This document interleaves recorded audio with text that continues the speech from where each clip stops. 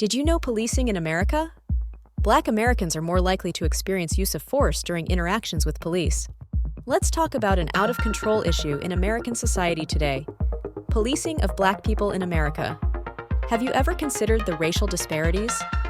Black Americans have always been at the receiving end of forceful police actions. It's not a baseless claim, rather a fact backed by history. This differential treatment has deep-rooted historical context: slavery, slave patrols, and slave catchers. Slavery, slave patrols, and slave catchers were put into place to keep slaves under white control.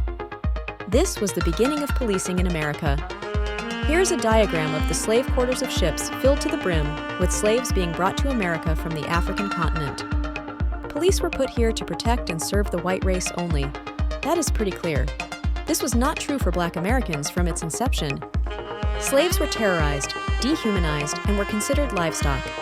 This included inhumane breeding practices, regular whippings, and beatings.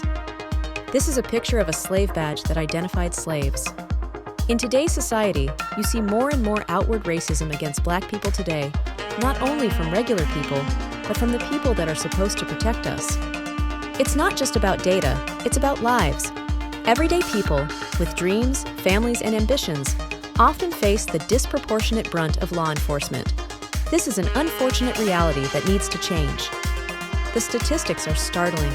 A Black person is 3 times more likely to be killed by police than a white person, and 5 times more likely to be unarmed. These numbers only scratch the surface of the issue. This bias extends beyond violence.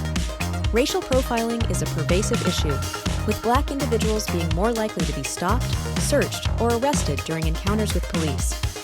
But wait, there's more. The sentencing disparities are also significant. Black people receive longer sentences for the same offenses compared to white counterparts. This isn't mere conjecture. It's a reflection of systemic racial bias. These statistics should be a wake-up call, a demand for change. We must work collectively to reform the system. And here's the kicker: policing can be fair. It's a matter of commitment, accountability, and systemic reform. It's time to reimagine what public safety looks like for everyone's sake.